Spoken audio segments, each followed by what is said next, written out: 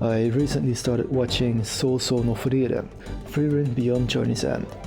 The first episode immediately hooked me with its fresh interpretation on the fantasy adventure anime formula, and I watched on until I reached episode 10, at which point the idea for this video entered into my mind. There was one scene in particular that made me think about the names used in the show and the translation provided in the English subtitles. Here we have the hero's party. They are named Frieren, Heiter, Himmel and Eisen. I will get to Frieren later, so let's start with Heiter. Heiter is German, you will notice a pattern, for cheerful, or Heiter.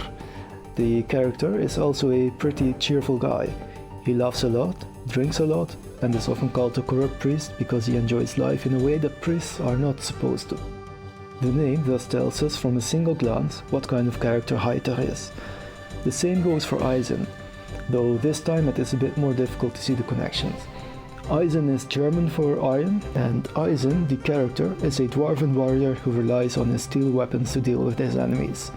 German dwarves are also connected to metalworking and precious gems in mythology, so the name fits on two levels. Himmel is slightly different.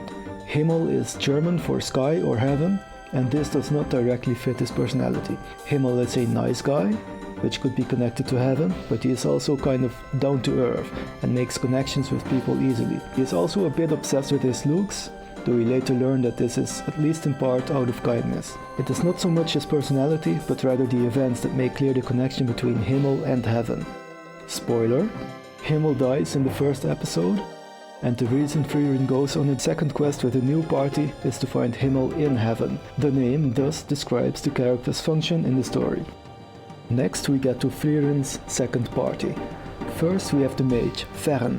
Frieren is German for far or far away and describes Frieren's personality. She is distant and aloof. At first she has trouble connecting with Frieren, only seeing her as a means to staying alive. It is only later on that Frieren starts connecting with Frieren and the second party member, Stark. Stark means strong, also from German. Stark as a character is actually not all that brave. He needs to be tricked into fighting his first battle, and he frequently freezes up during battle. Yet, when it matters most, Stark steps up to the plate and proves that he is, in fact, strong enough to be a proper warrior. In episode 8, we are introduced to a trio of demons, the first real enemies on the party's quest. These three demons are pretty straightforward in their naming scheme and their personality. In fact, their straightforward personalities are important to the story and characterize demons as a species. Lügner is German for liar, and he is indeed someone who wants to trick his enemies into letting the demon army enter into the city unopposed. He will lie about seeing his father die, about wanting peace, and whatever else in order to accomplish his goals. Draht, German for wire, is even more straightforward. We do not see much of Draht's personality beyond what is standard for demons, and he is quickly killed by Frieren. Draht instead points towards his fighting style. He uses magical wires to tie up and slice through his enemies. Linie is a bit more complicated. The word means line in German, and I'm not sure how this fits her character. She is like the other demons, an enemy of humanity and straightforward in her evil nature, but not more so than any other demon. She also does not fight with magical lines or anything of that sort. The wiki hypothesizes that maybe Linie refers to how she traces her enemies' combat styles to use them for herself, and I think this is the closest we will get to an answer. The most interesting demon we see is called Aura. Aura is the leader of the former trio of demons, and she bucks the trend in naming conventions in that her name is derived from ancient Greek rather than German. In Greek, Aura means breeze or air in motion, but this is not the reason she has her name. Instead, aura is taken from the much more modern usage of the word, referring to magical energy. Magical energy, we are told, is something all demons are obsessed with, but Aura takes it a step further by using a magical device that weighs her magical energy against that of her opponent, and the one with the most magical energy gets to take control over the other, which leads us to the incident that got me to make this video.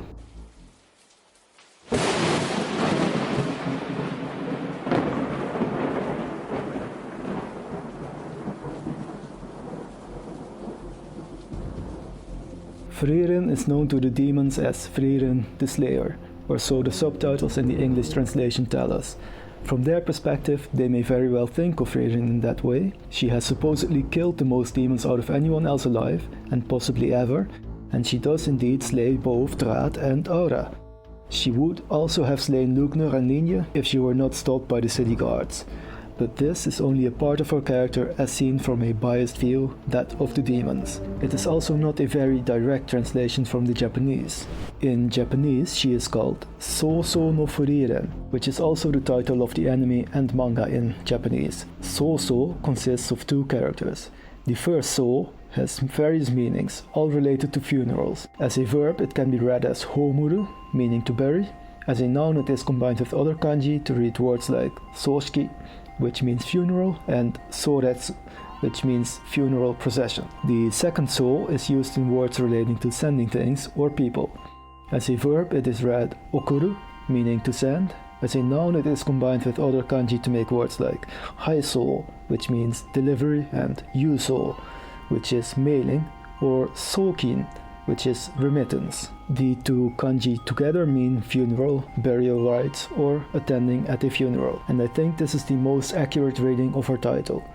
Frieren is a character who, due to her long life, attends many funerals. She outlives the people of her village who were killed in a demon attack, she outlives her master who has taught her how to be a mage, and she outlives the hero's party, which causes her to go on her second quest. Her name further reinforces this reading of her title. Frieren means to freeze in German. It is the verb to freeze. Until Himmel's death we get the feeling that Frieren is frozen in time. She outlives her village and her master Flamme, and we see that she does not seek out connections with other people until the hero's party finds her in the forest. During all this time she has seen civilizations come and go, but she herself has not changed.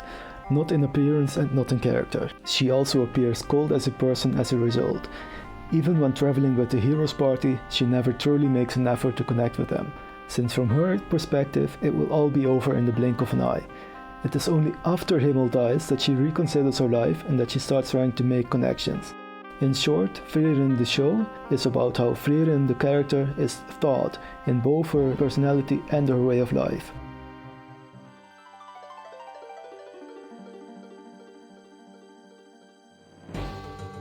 Thank you for watching. Please like and subscribe if you enjoyed this video.